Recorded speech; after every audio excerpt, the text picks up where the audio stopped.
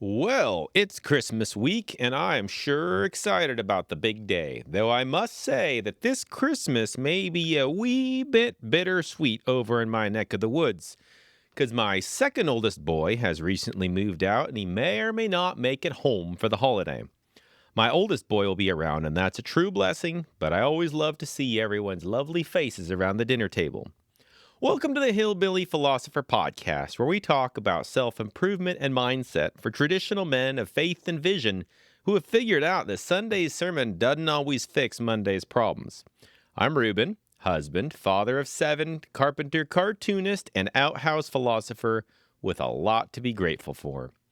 This week, I'm thanking God for the birth of little baby Jesus and a whole lot of other things as well. In fact, the list of things I'm grateful for goes on and on. Not because my life is all peachy keen and a walk in the park. No, as a matter of fact, I'm feeling pretty crappy at the moment due to some uninvited microscopic visitors making me feel pretty sick. That said, I firmly believe that gratitude is an activity of such overwhelming importance that I will clock in early and come in on Saturday if that's what it takes to find something to be grateful for. Why? Well, there's actually a whole raft of whys. It's biblical. It's an essential building block in the creation of a sound mind and a happy heart. It's physically healthy in ways that you probably didn't even realize. It's good for your wallet, it's good for your friendships, and it's good for your career. Plus, it keeps you from turning into a whiny, lazy, mooching rain cloud of a person that just pollutes the environment he lives in like a car left idling in a closed garage. And the fact is, fellas, if you truly want to be walking a different way than the rest of the world, practice gratitude. Everywhere you look, you find the world just oozing with negativity. Turn on the news, any channel, and you will find yourself entranced by a captivating narrative of doom and gloom that has been specifically formulated for decades just to keep you glued to their program. The marketers who create the commercials have been trained to appeal to your every pain point, making you really feel your own suffering or the suffering of others, all with the express intention of getting you to pull out your credit card and swipe, swipe, swipe. Trust me, I have studied marketing, and they literally teach those guys how to push all your buttons and play your emotions like a banjo until they got you eating out of the palm of their hands. Well, what about some entertainment then? Something good and down to earth. Flip on the radio. And what do you hear? Oh, hey, it's Oliver Anthony singing that viral song that made him famous a couple years ago about the fat cats on the north side of Richmond. If you're anything like me, when you heard it the first time, you thought, dang, he's telling it like it is. But then I stopped and gave it a think or two. And you know what? It's all whining. Somebody else is raining on the parade. Rich jerks have taken over the government, and now they're ruining our money. Whine, whine, whine. We live in one of the richest societies on a planet that is richer than it's ever been before. And even if we didn't, I will prove to you today that if gratitude and ungratefulness were both cars, gratitude would be a beautiful, custom rebuilt 57 Chevy pickup truck with shiny rims and a pair of fluffy stuffed dice hanging from the rearview mirror. And ingratitude would be nothing but a pile of bald tires covered in blackberries and bird droppings and rainwater, breeding next year's generation of mosquitoes. Or, if you don't like that mental image, I'll just say that ingratitude is that brown Hot Wheel that my dog swallowed and pooped back out again that's been lying in my yard since last May. First things first. The Bible does not treat gratitude as optional. Scripture does not say, be grateful when all the politicians start minding their own business. Or, be grateful when your wife decides to go lingerie shopping. Or, be grateful when your kids do their chores without being reminded 100 times. It does not say that, fellas. It does say, give thanks in all circumstances. That, my friends, is obedience language. And because it's obedience language, it's safe to conclude that it is first and foremost something you do, whether or not Mr. Grumpy feels like it and whether or not you're good at it. Practicing gratitude is kind of like anything else that's a good work, like treating your woman right. If you ain't used to being courteous to your wife, you got two options. One, suck in as a Christian man, Or 2, learn to be courteous through willpower and practice. I say willpower because you got to decide that this is something that you're going to work on, and practice because sometimes it takes time to change old habits. And since biblical gratitude is an action, I think it's high time we dusted off our obedience and put it to work getting good at this gratitude stuff. Gratitude, according to yours truly, is recognizing that something in life is good and then appreciating it. Modern psychology likes to staple on that we also have to recognize that the good thing comes from outside of ourselves. But I actually believe that it is entirely possible to feel gratitude for something that you have gone and done yourself for yourself. Recognizing or becoming aware that something is cool and then appreciating it. Spending a moment to savor its sweet presence in your life. Now, I know somebody might pop up and say, what if I'm in no state to savor nothing because my life is so stinking bad? Well, one of the most important things Scripture does is drive a wedge between gratitude and comfort. Gratitude ain't a denial of suffering. In fact, many of the most straightforward gratitude passages in the good book are planted right next to sadness, dangerous stuff going down, and people being no good dirty jerks. The Psalms do this especially. You'll see heartache, trembling, and even some whining, and then thanksgiving. Not because an angel came down and conked someone upside the head, or miraculously fixed the problem, but because there are always things to be grateful for, whether that's the good things that God has done, or the good things that God is gonna get done. Biblical gratitude remembers that God is a God of miracles who has saved the day many times in the past, both for us personally and for his people as a whole. Besides putting us in mind of the reality that there is more to life than the present unhappiness, it puts us in a state of expectation that God's going to do something nice in the future. The book of Hebrews calls this faith. Furthermore, it is a very rare situation where there is absolutely nothing worth being grateful for in the present moment, in addition to all those cool stories of the past and our hope for the future. Present suffering is usually more a state of mind than an objective fact. The old Roman emperor, Marcus Aurelius, put it like so: if you are distressed by anything external, the pain is not due to the thing itself, but to your estimate of it. And this you have the power to revoke at any moment. And another one of those old guys, Seneca, said, we suffer more often in imagination than in reality. It is all at how we look at the world. We are commanded again and again to practice gratitude for what God has already done and for what he's already given. Not because the present is always easy, but because the present is largely subjective. Your life experience is more about your focus and attitude than anything else. That's why we got millionaire movie stars killing themselves, because they're so miserable being themselves, even though the rest of us might just kill in order to be them. The fact is, there's always something to be grateful for. Gratitude is how you keep reality straight when circumstances that suggest otherwise are shouting in your ear.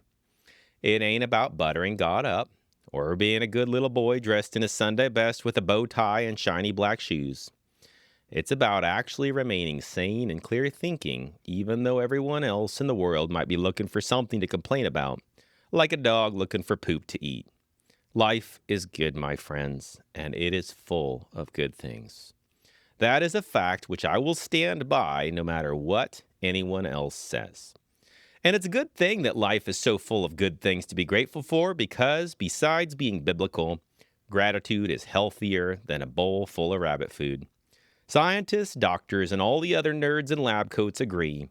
Gratitude is just plain good for you and benefits you physically in all kinds of ways, from the way your stomach digests your corn dogs to the way that it fights germs, snoozes, and heals itself if you smash your finger at work. Gratitude tells your body that you are safe, and this is not a life or death fight with Sasquatch. And when your body feels safe, it don't just put its feet up.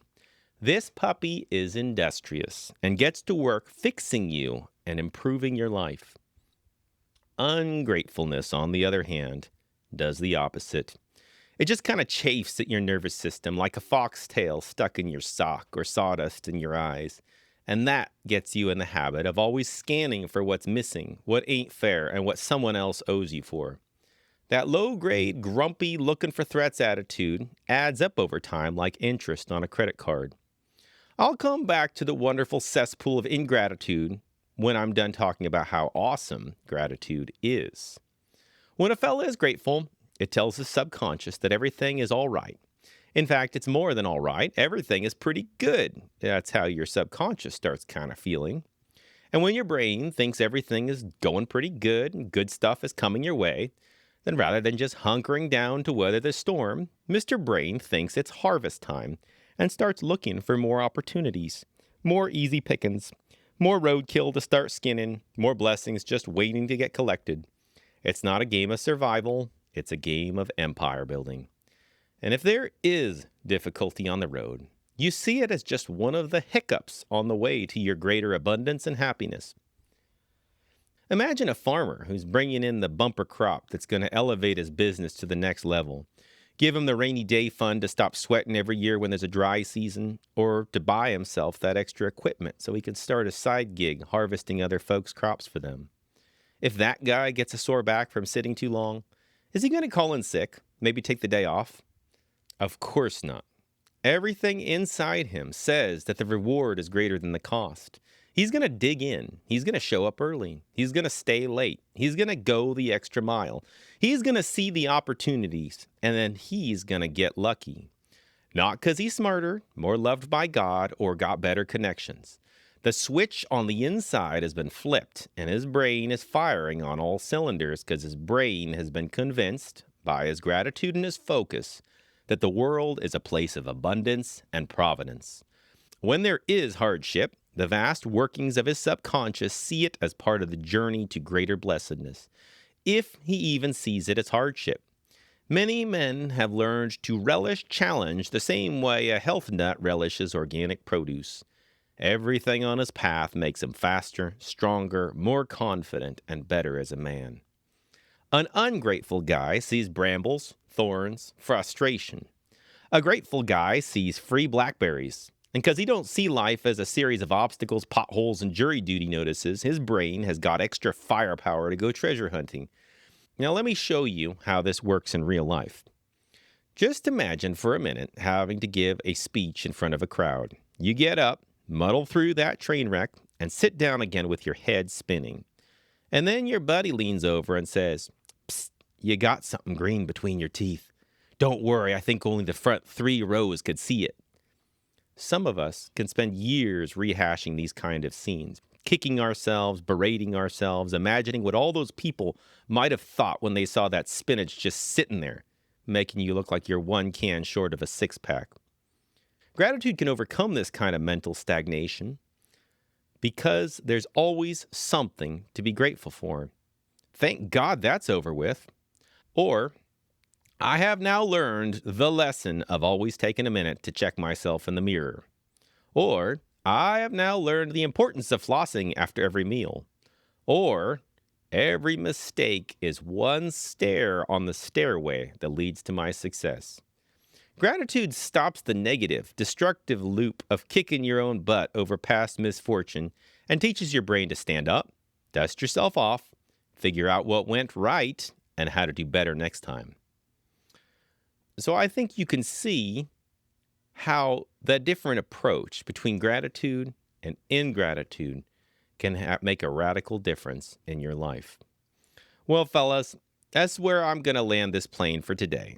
It's Saturday and I got a church service to go to. But before I go, I want you to promise your old friend Ruben that you're going to remember a couple of things. 1, gratitude ain't pretending life is a walk in the park. It's deciding you're not going to let hardship rewire your soul into some kind of shrivelly gremlin monster with big ears and a bad attitude. And 2, you can train your mind to notice blessing, strength, opportunity, and provision by recognizing all of the blessings that you already have. The result is that you will find yourself walking on sunshine, even when it's rainy and cold outside. And here's the thing, whatever you train yourself to look for, you'll get really good at finding it.